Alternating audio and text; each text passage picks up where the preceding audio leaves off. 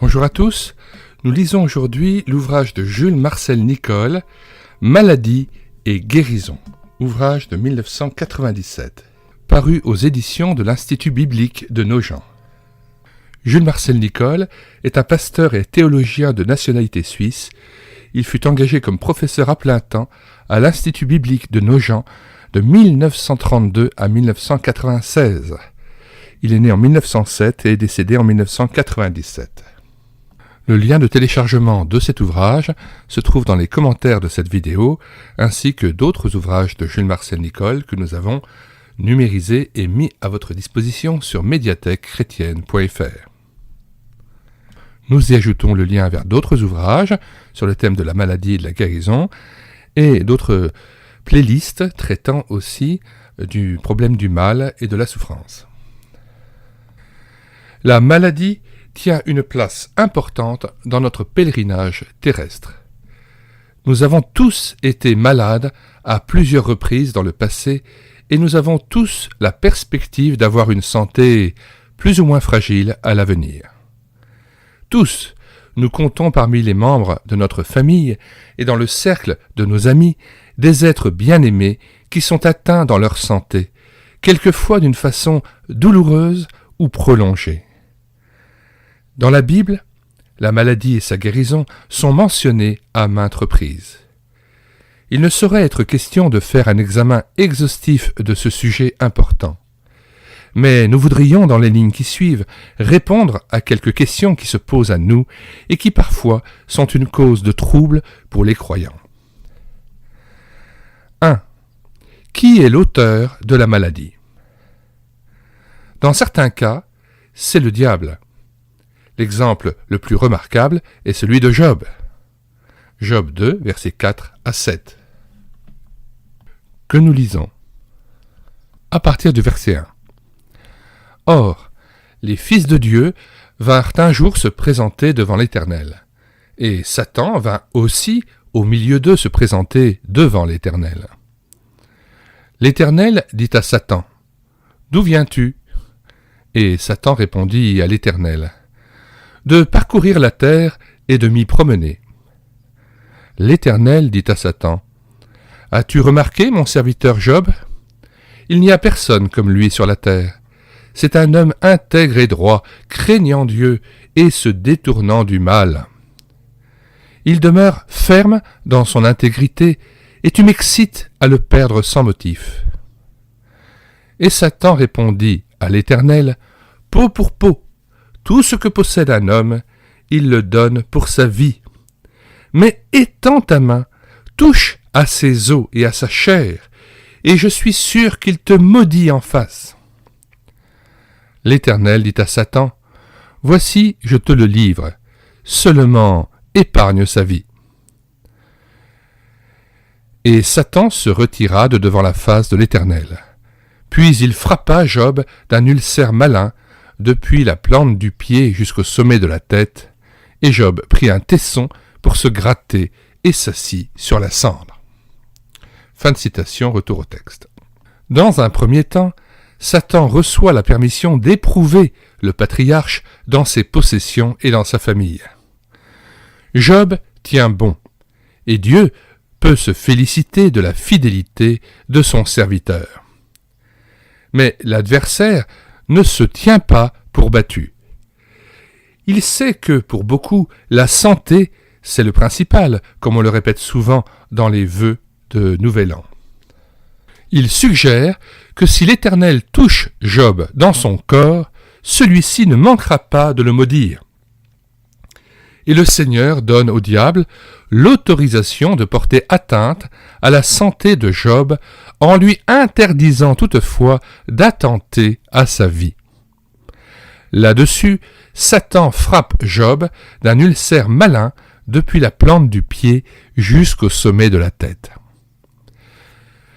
De même, dans le Nouveau Testament, nous trouvons le cas d'une femme infirme dont Jésus déclare que Satan l'avait tenue liée pendant 18 ans. Luc 13, verset 16. Nous lisons à partir du verset 10. Jésus enseignait dans une des synagogues le jour du sabbat. Et voici, Il y avait là une femme possédée d'un esprit qui la rendait infirme depuis 18 ans. Elle était courbée et ne pouvait pas du tout se redresser. Il est intéressant de noter que dans le texte grec, il est dit que cette femme avait pneuma asthénias, un esprit de faiblesse, littéralement, d'infirmité, donc de maladie. Et donc la Bible parle bien d'un esprit de maladie. Asthénia veut dire la faiblesse. Fin de commentaire et retour au texte.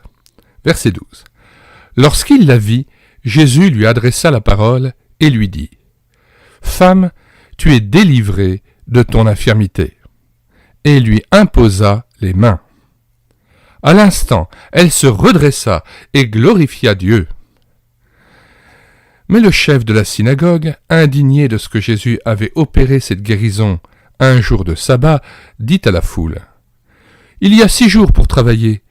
Venez donc vous faire guérir ces jours-là, et non pas le jour du sabbat. » « Hypocrite, lui répondit le Seigneur, est-ce que chacun de vous, le jour du sabbat, ne détache pas de la crèche son bœuf ou son âne pour le mener boire ? Et cette femme, qui est une fille d'Abraham, et que Satan tenait liée depuis 18 ans, ne fallait-il pas la délivrer de cette chaîne le jour du sabbat ? Tandis qu'il parlait ainsi, tous ses adversaires étaient confus, et la foule se réjouissait de toutes les choses glorieuses qu'il faisait. Fin de citation et retour au texte.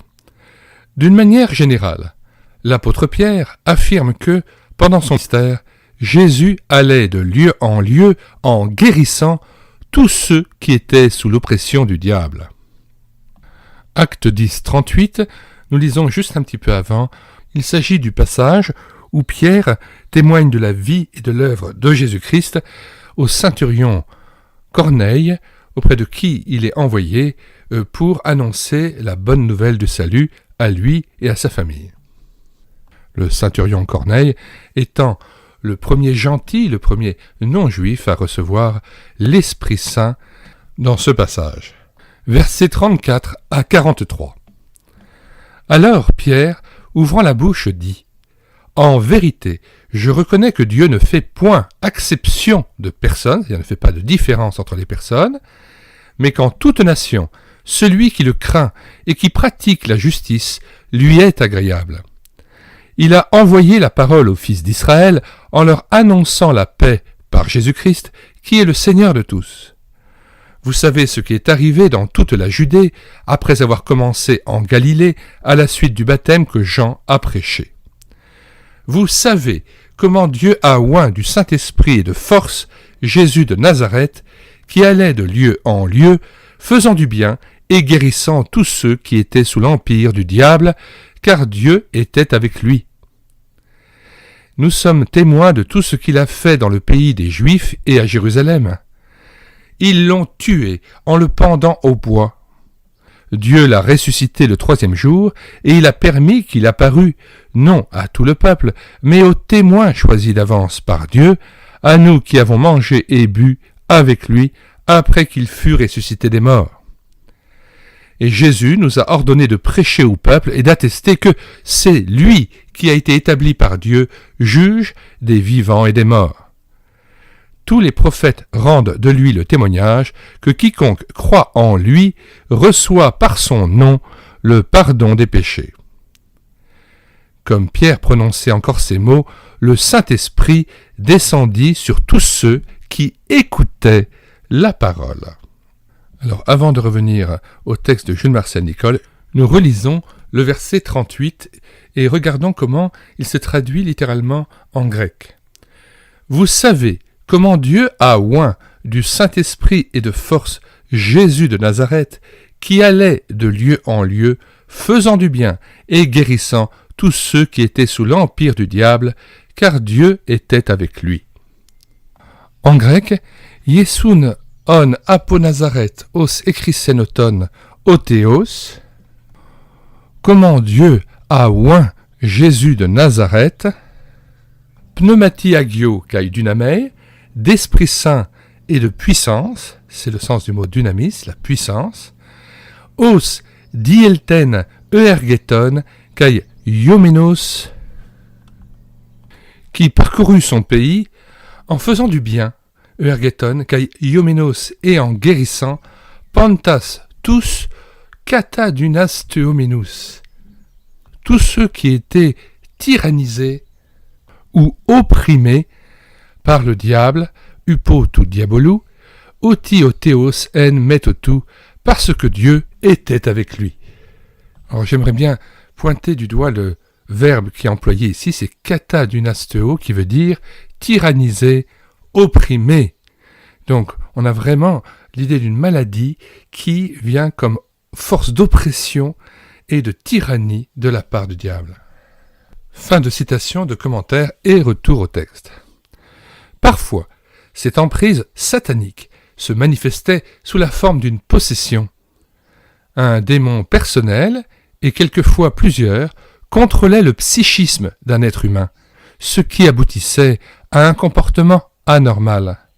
Les cas de possession rares dans l'Ancien Testament, voir 1 Samuel 16, verset 14, « L'Esprit de l'Éternel se retira de Saül, qui fut agité par un mauvais esprit venant de l'Éternel. » Verset 15, « Les serviteurs de Saül lui dirent, « Voici un mauvais esprit de Dieu t'agite. » Retour au texte.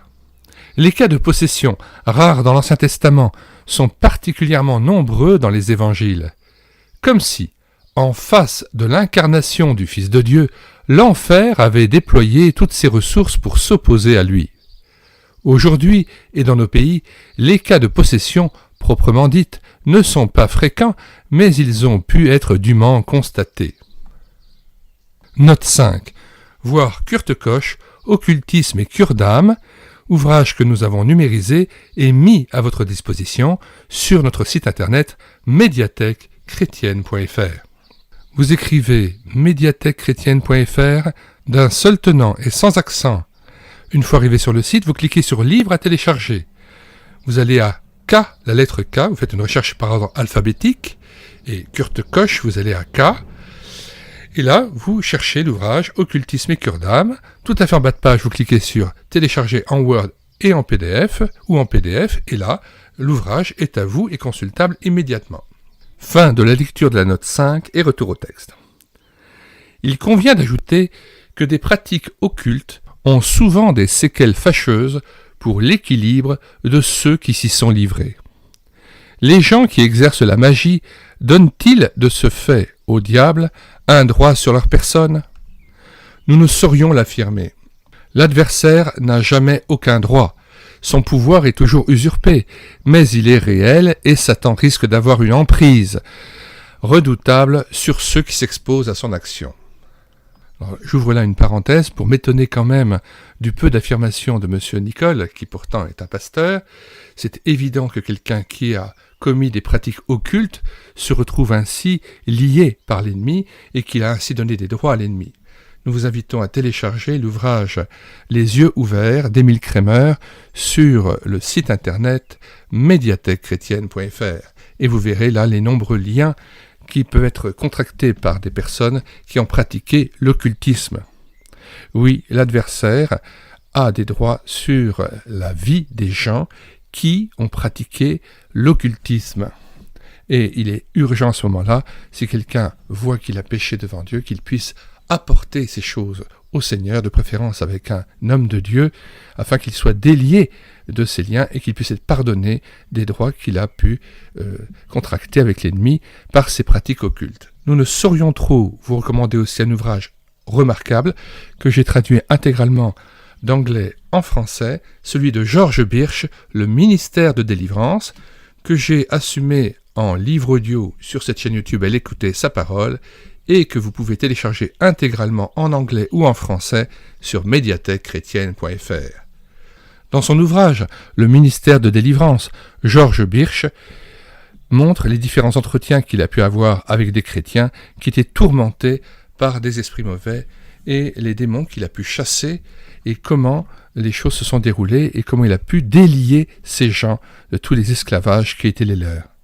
Et cela pour les conduire à Jésus-Christ et à un service libéré pour lui. Retour au texte.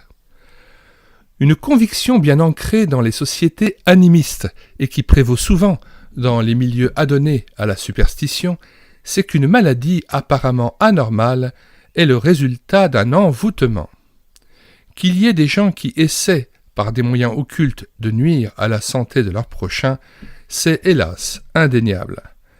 Nous ne voyons cependant pas d'exemple d'une telle pratique dans la Bible, quoiqu'une malédiction, même illégitime, puisse être envisagée comme efficace, au moins dans certains cas. Nous pouvons certes être rassurés, car en principe, elle n'aboutit à rien. Proverbe 26, verset 2. Comme l'oiseau s'échappe, comme l'hirondelle s'envole, ainsi la malédiction sans cause n'a point d'effet. Mais nous pouvons citer néanmoins Romains 12, verset 14. « Bénissez ceux qui vous persécutent, bénissez et ne maudissez pas. » Il faut dire que M. Jules Marcin-Nicolle était plutôt un théologien et non quelqu'un qui était attaché à la cure d'âme ou à la relation d'aide. Mais tous ceux qui ont une pratique régulière d'une relation d'aide spirituelle avec des gens qui sont tourmentés, on s'aperçoit qu'il y a beaucoup de malédictions et que ces malédictions aussi, il faut se placer devant Dieu pour savoir si elles ne sont pas actives dans la vie d'une personne et ne la poursuivent pas jusqu'à ce que l'interdit soit levé après qu'elle ait été dénoncée et démasquée. C'est pourquoi il est aussi important que l'homme de Dieu ne rassure pas à bon compte et à peu de frais les gens par des paroles lénifiantes, mais qu'il les amène plutôt à examiner s'il n'y a pas un arrière-plan occulte ou des problèmes qui pourraient amener des gens à des liens et faire en sorte qu'ils ont besoin d'être ainsi déliés de certaines malédictions. Et de nombreux passages de Lévitique et de Deutéronome condamnant par exemple l'occultisme, l'astrologie, la divination montre qu'il y a des malédictions qui sont afférentes, qui sont attachées à ce type de pratique. Par exemple, lisons Lévitique, chapitre 20, verset 6. « Si quelqu'un s'adresse aux morts et aux esprits pour se prostituer après eux, je tournerai ma face contre cet homme, je le retrancherai du milieu de son peuple.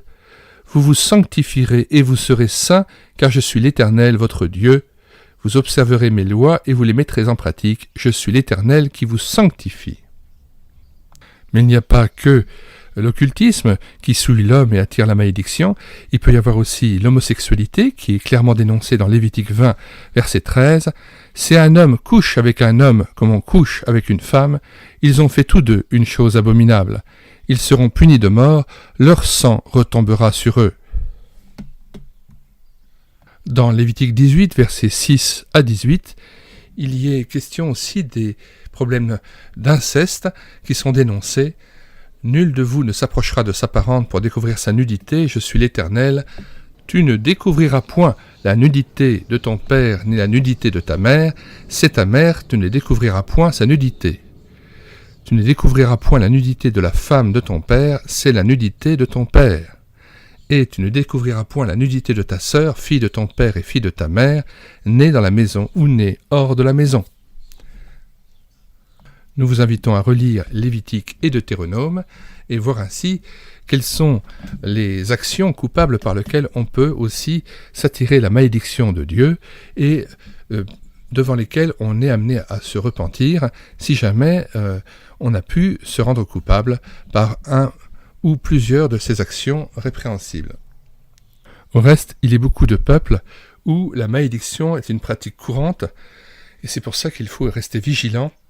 Quand quelqu'un vient au Seigneur, eh bien, il faut aussi qu'il se laisse purifier de tout l'arrière-plan, non seulement occulte, mais aussi des pratiques comme les malédictions qui ont pu être faites dans sa famille ou par lui-même.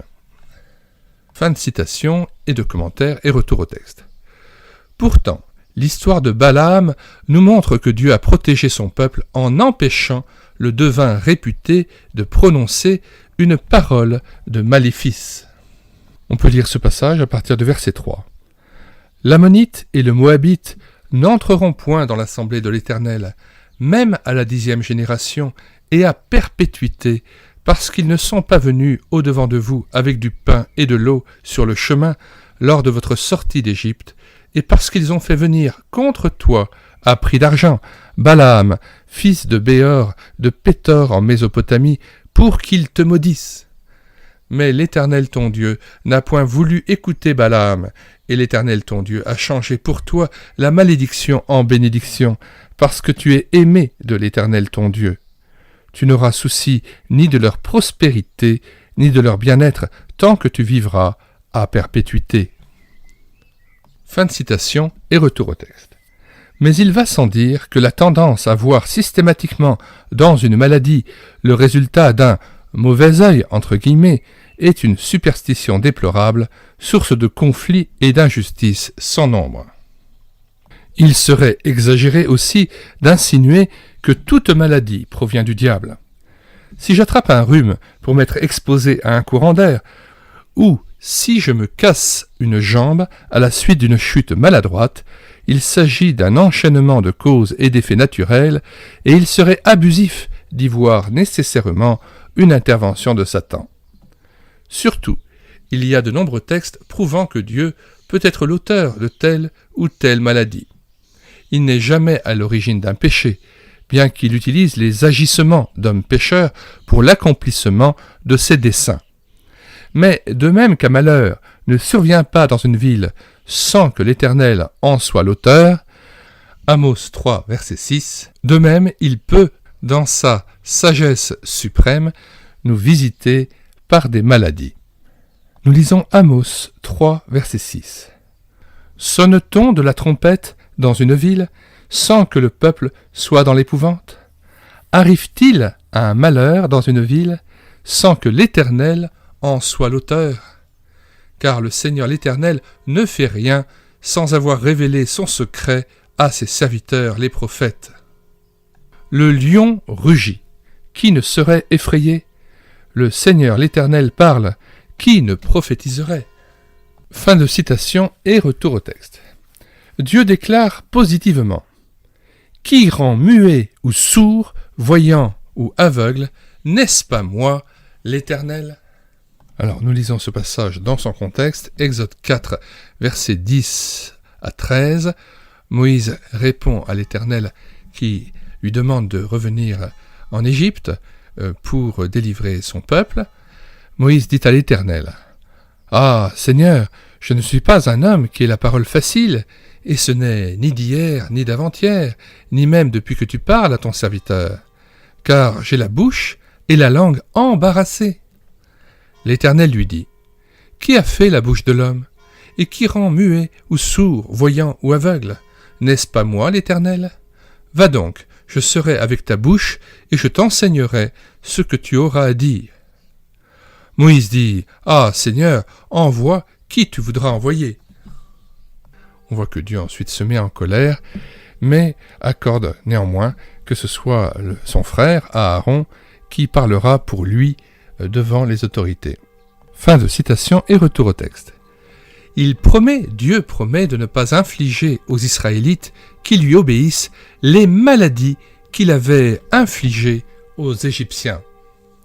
Exode 15, verset 26.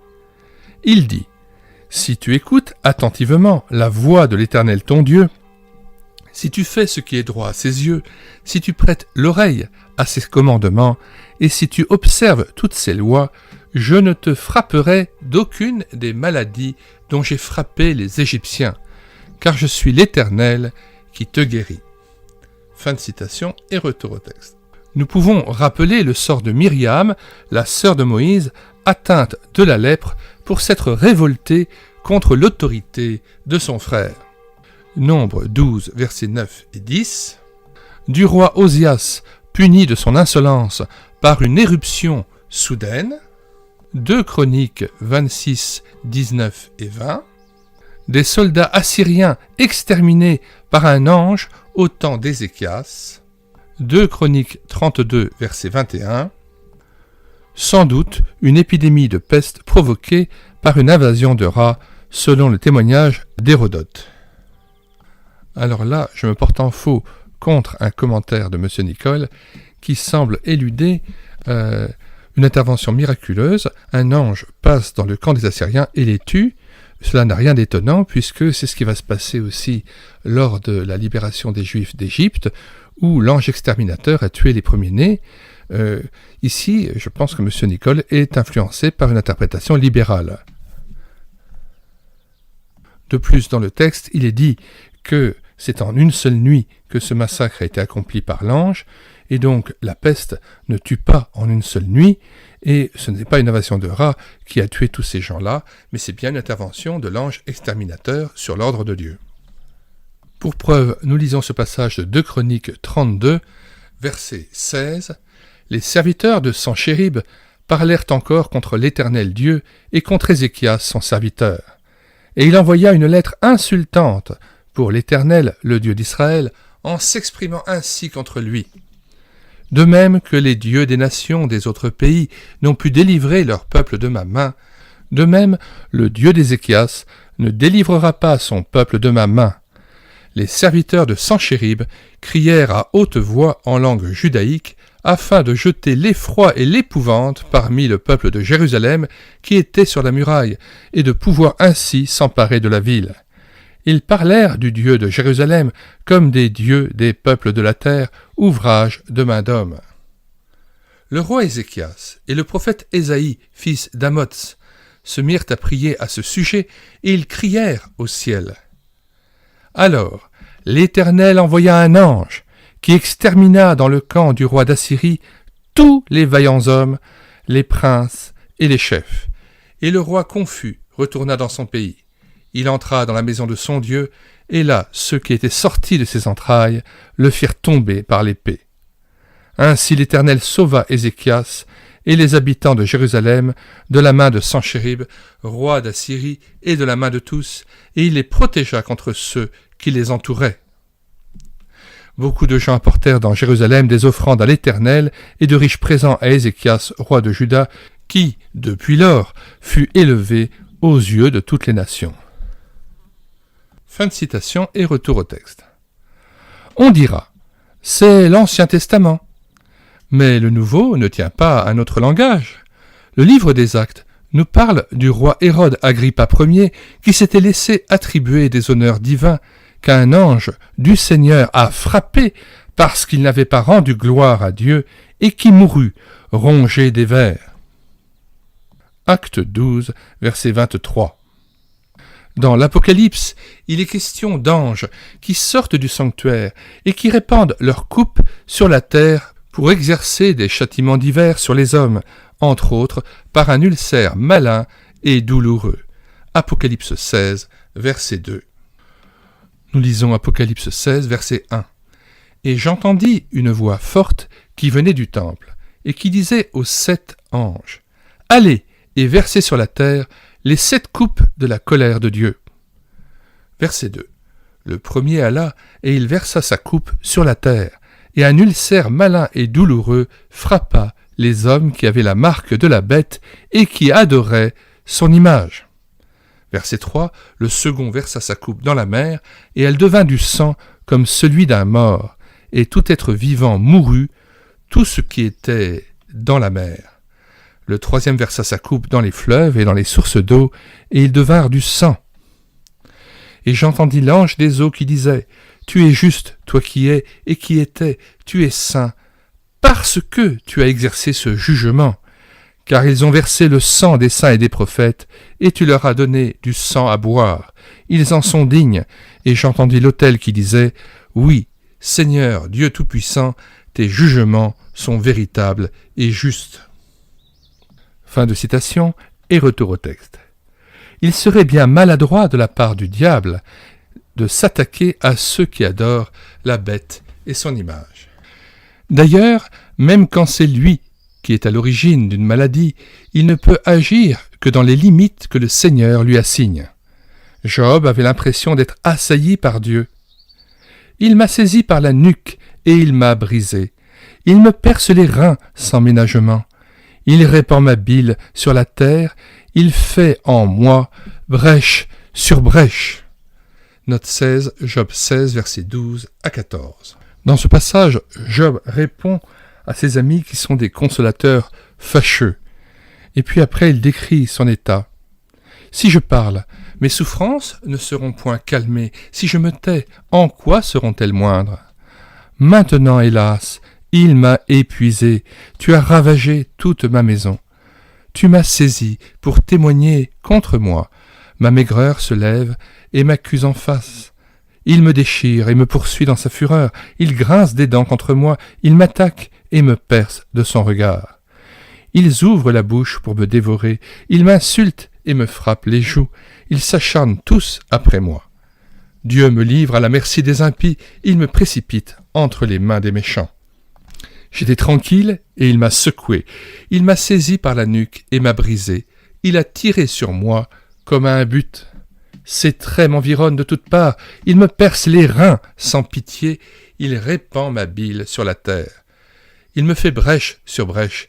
Il fond sur moi comme un guerrier. J'ai cousu un sac sur ma peau. J'ai roulé ma tête dans la poussière. Les pleurs ont altéré mon visage. L'ombre de la mort est sur mes paupières. Je n'ai pourtant commis aucune violence, et ma prière fut toujours pure. Ô terre, ne couvre point mon sang, et que mes cris prennent librement leur essor. Déjà maintenant, mon témoin est dans le ciel, mon témoin est dans les lieux élevés. Mes amis se jouent de moi, c'est Dieu que j'implore avec larmes. Puisse-t-il donner à l'homme raison contre Dieu, et au Fils de l'homme contre ses amis? Car le nombre de mes années touche à son terme, et je m'en irai par un sentier d'où je ne reviendrai pas. Fin de citation et retour au texte.